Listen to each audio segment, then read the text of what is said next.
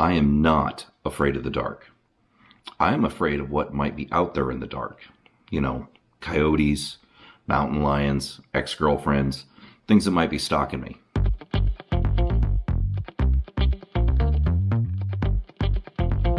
Let's talk about lanterns, specifically backpacking lanterns. I'm not talking about those gigantic lanterns, you know, the white gas ones that are stupid bright and will light up the entire campground for everyone.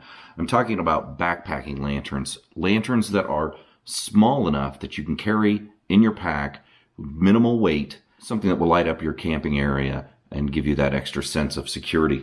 Now, over the past few years, I've been using this.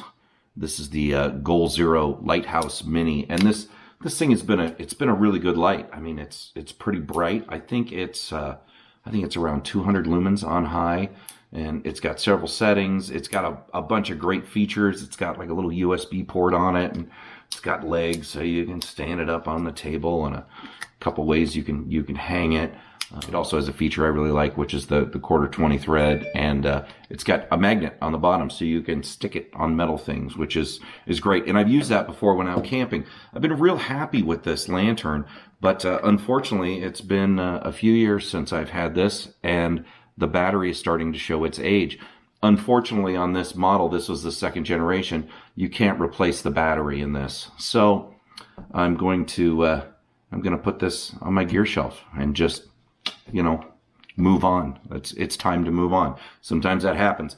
But I did learn a lot about backpacking lanterns by carrying this one. I know that I want something rechargeable. I know I want something with variable output. And I know I want something that's got lots of different mounting options. The problem with this is not a water-resistant lantern. Like I said, it's got that big USB port right there. That's not what I want. I've been in enough storms where it's just pouring rain all of a sudden, and I don't want to have to grab my lantern and worry about getting wet. I need the light to find the things that need to be brought out of the rain first.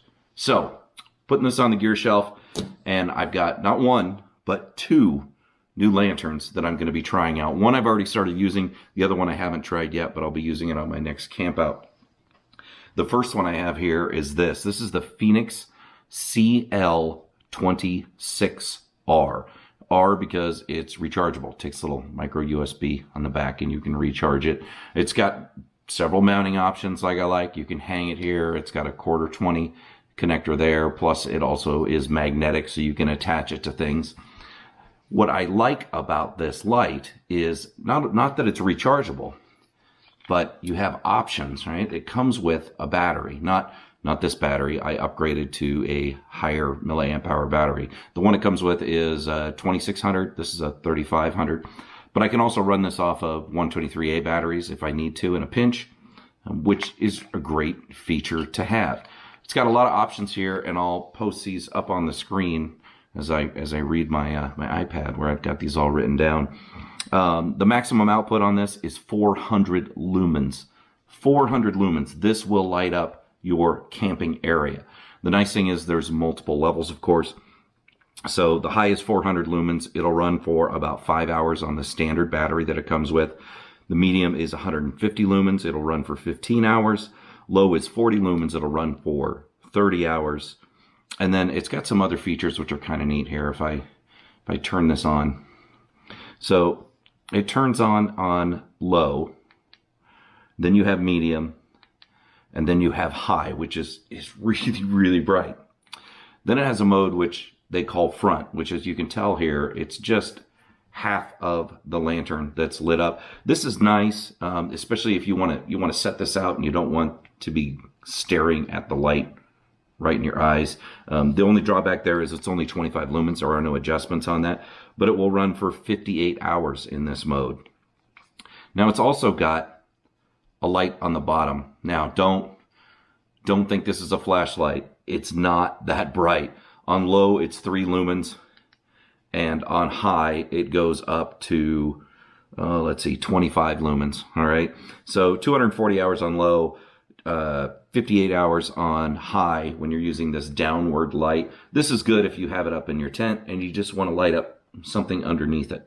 Right? But I wouldn't use it as a flashlight. I don't feel that it's bright enough to make excursions with. One of the other things I like about this light that this one did not have is this has a red mode. So you can either have a steady red or you can have a flashing red. Both great for signaling. If you're out, you hike away from your campsite at night, you want to get back to it. You don't want to ruin your night vision. Friends coming, you want to let them know where you're at. You just put it on flashing. As for weight, this thing weighs in at 4.1 ounces. That does not include the battery. So that's just how they rate it on their site. And I don't have a scale to check it out with the battery, but very lightweight. And look at this. I mean, it's small, right? It's very small. It's very durable. It is weather resistant and it's easy to charge. This has a micro USB port here. I'd rather USB-C, but they haven't done that. Perhaps on the next version they will. But this one so far I like. I like the output. I like the features. A couple things that I don't like about it. Mainly is this hook, right? There's no way to easily hook this to something else. You have a carabiner attached to it, where if you looked at this one, when this flipped up, you could see there was a gap there, so it was easy to kind of hook it over things. And that comes in handy when you're out and you decide, oh, I need to take my lantern somewhere, and you just want to grab it. If you're hooked up to a carabiner or something, it's a little more work to disconnect. But so far, I am very happy with this light. After I got this one, I, found another one that I thought I would like and had a lot of features. So I went ahead and ordered it. And I haven't tried this one out yet, but I have a lot of faith in this one. This is made by Streamlight, right? And this is the Siege X, and this is actually the rechargeable version of this. This is another one that comes with a rechargeable battery in it. It can also run off of 123A batteries. And I have upgraded this one as well. One of the differences here is the only way to recharge this lantern, there is no charge port on the lantern.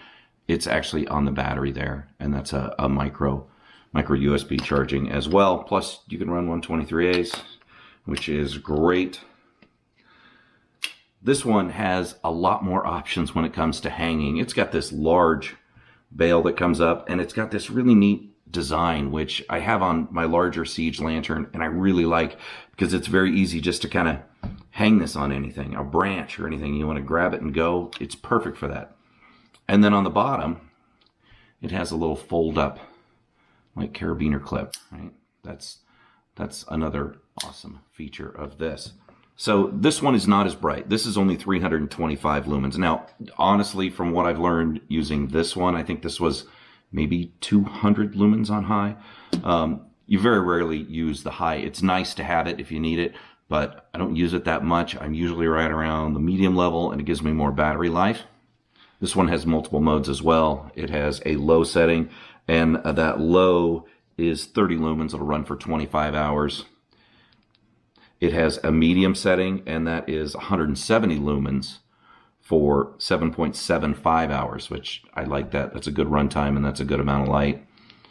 And then it has a high, which is the 325, and that runs for 4 hours, 4.5 hours. All right, so this also has a red light, which is nice. And so it can be just a steady red light, and that's 1.6 lumens for 22 hours. And if you switch it to this flashing mode, it actually does an SOS blink.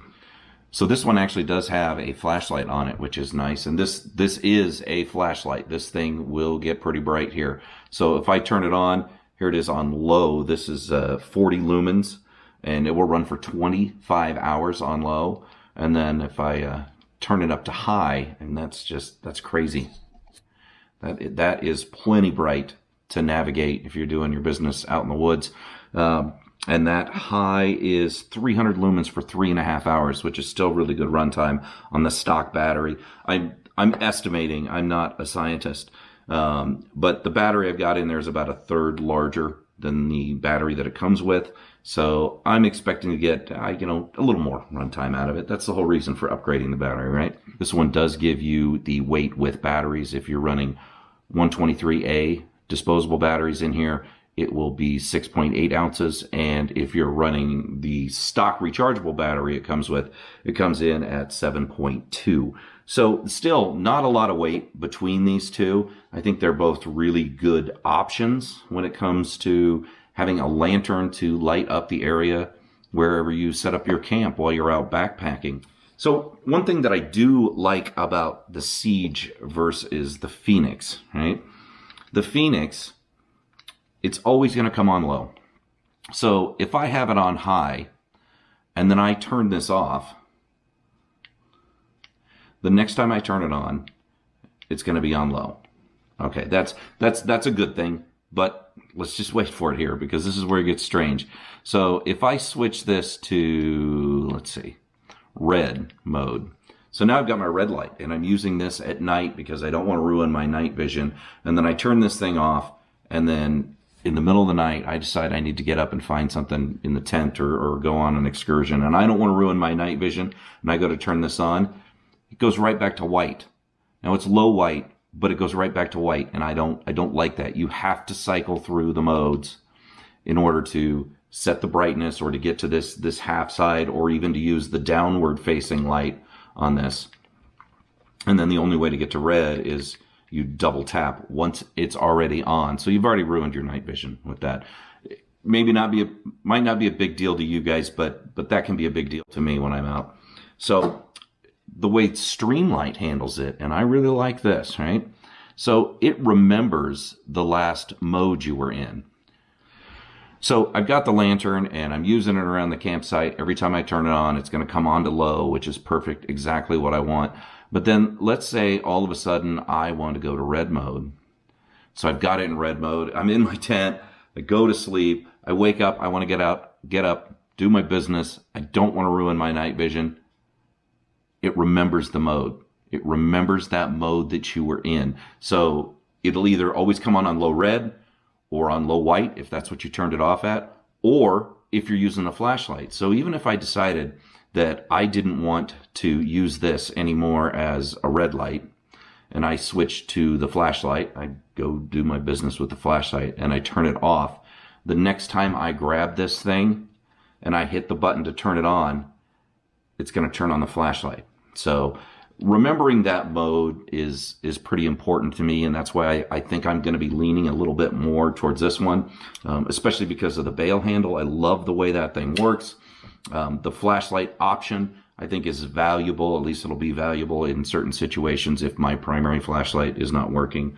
I will mention that both of these do have power meters. This one has a little bar of 4 LEDs that light up, so you can check how much power is in there. This one, it's simply the light is either green or red.